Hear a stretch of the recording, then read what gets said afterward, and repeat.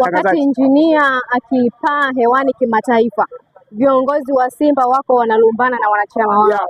Unatamani kuona uongozi wa Simba ujifunze kipi kutoka kwa Engineer Hersi ambaye sasa hivi tunaona anapata nafasi kubwa sio Afrika tu hadi kimataifa?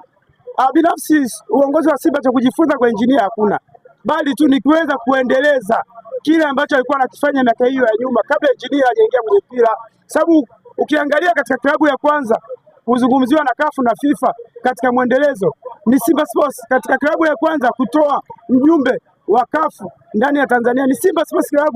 Engineer amekuja mara pili, kwa sisi tulikuwa tayari tuna mwendelezo wetu ule, na ndio maana mpaka leo ukiniambia bana Simba robo finali haiendi klabu bingwa, ninakushangaa kwa sababu nishazoea kwamba robo finali ni sehemu yangu.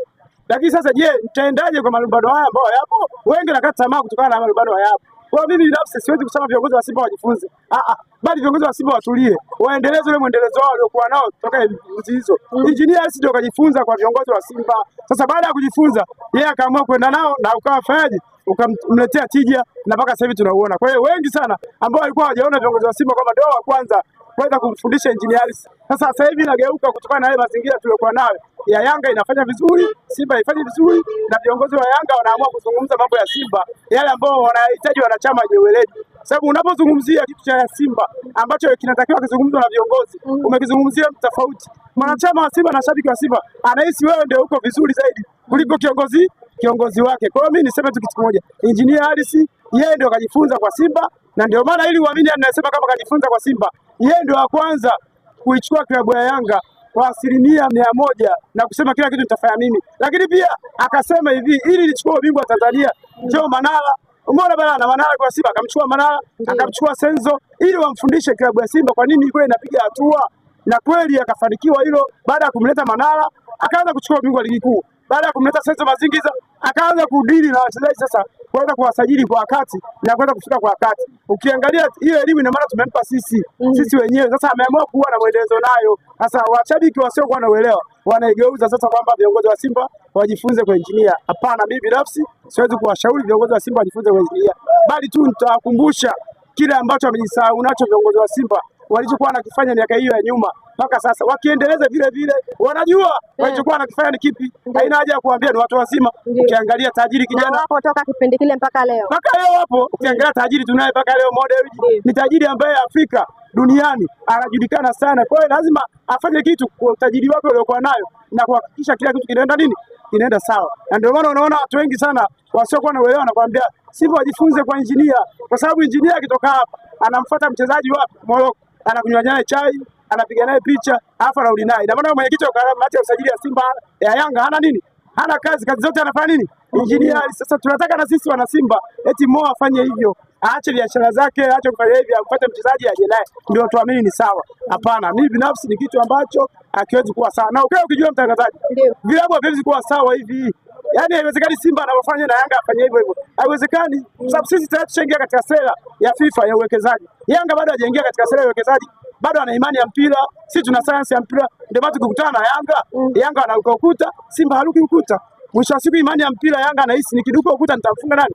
Simba. Anafanikiwa kweli. Sasa sisi tunaogopa kuruka ukuta kwa sababu sisi tuna sayansi ya mpira. Tunafuatiliwa na FIFA na CAF.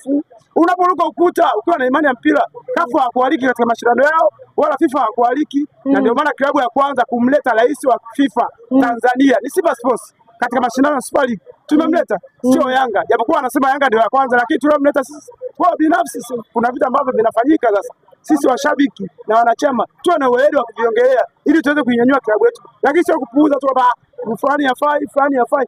Sasa hivi kwenye mtandao kumeharibika. Watu wanakuambia Matola hafai, Matola ondoke. Sasa unamfukuza Mtanzania mwenzako kazi. Alafu hiyo atakayekuja unamjua ni nani? Unajua kuna washabiki wenzangu wa Simba mimi binafsi wananiumiza kichwa sana. Wanakuambia Matola ondoke. Sasa ukimuuliza swali aje nani? Jibu hana hata Serusi anayejua. Wanataka Mangungu aondoke, na ukiwauliza kwamba mnamtaka nani hawajui. Umeona balai. Sasa ni washabiki ambao tunaita washabiki wa shamba. Mimi binafsi nawapa jina hilo. Washabiki wa shamba ambao hawajui kwamba nikiamka kesho nitavaa nguo gani, nikiamka kesho mimi natakiwa Mungu akinijalia nile nini. Hawajui. Ni washabiki ambao akiamka asubuhi akikutana na maharage twende, akikutana na chai twende, haitakiwi washabiki design hiyo kwenye mpira miguu, hususan kwenye klabu ya Simba.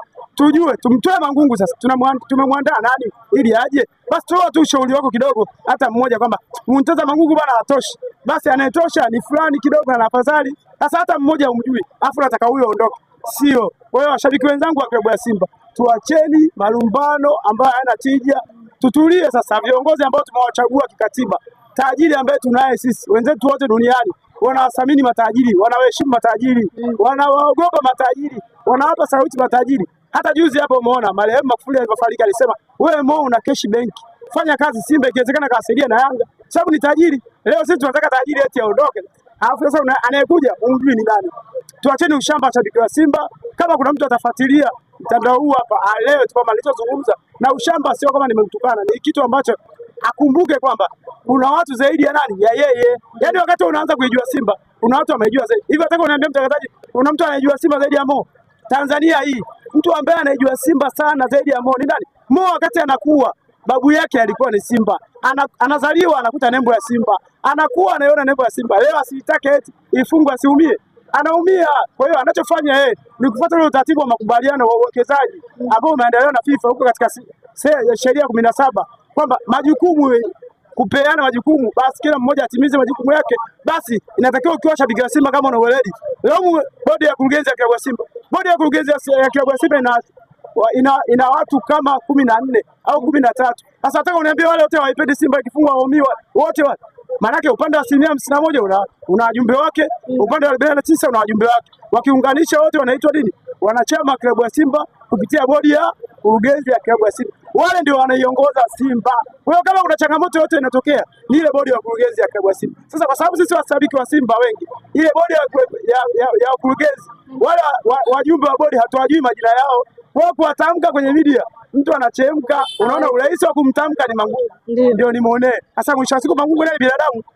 Umeona? Ukienda tofauti naye ataweza akaja tofauti, mkapishana, kumbe unamuingia katika sehemu ambazo hayupo. Japokuwa jumla ya Simba ilivyo, lazima pande mbili zihusike. Kwa unapozungumza Mangungu peke yake unakosea mshabiki mwenzangu, lakini mimi binafsi nimeona unakosea. Kama unaona ni sawa, endelea nayo. Simba ikifungwa, timu ikiboronga, bodi ya kurugenzi ya klabu ya Simba ndio inahusika, ikiongozwa na ndugu zetu ambao wapo na wanachama wenzetu, kwa sababu hata klabu ya Simba inasema uwekezaji wake ni close share, uwekezaji wa familia. Kama huna kadi ya Simba uruhusiwi kuwa mwanachama wala uruhusiwi kuwekeza Simba. Kwa hivyo ni vitu ambavyo sisi tunavyo. Sasa wanachama na washabiki ile elimu ya uwekezaji kwa sababu walikosa. Sasa hivi wanahisi tukifungwa na Yanga basi sisi tunakuwa kwa sababu ya kiongozi, tusipofungwa na Yanga viongozi. Hapana, mimi binafsi siko nao, lakini pia niwatakie changamoto nzuri ambao wanaitoa kwa klabu na viongozi wamekomaa kwa Simba. Umeona mpaka sasa hivi hakuna anayetetereka hata mmoja. Wote wanapambana. Kwa mimi ndio maana ninakuwa nikikutana na vile habari wanawasikia viongozi wa Simba ambao wale wajua ambao wanaguswa. Kikubwa tu ni kwamba tujiulize sasa, tufanyeje sasa? Tujeje? Kama walivyoanza kusikia tetesi kwamba tayari benchi la ufundi inaweza ikaja jipya. Umeelewa? Tukaenda nao katika mashindano ya Mapinduzi Zanzibar. Basi hilo naona sio mbaya kama tunaenda na benchi la ufundi jipya. Benchi ambayo itakuwa haina mazoea ya mchezaji mmoja mmoja. Itakuwa ni jambo zuri sana na imani Mungu akipenda kuelekea mashindano yanayokuja yote kuanzia sasa. Simba haiwezi kafungwa ovyo wala Simba haiwezi kapotea ovyo. Wataimarika kwa sababu tayari tuna ile sera yetu ya Simba nguvu moja na ile sera ya ubaya bora bado inafanya inatafuna.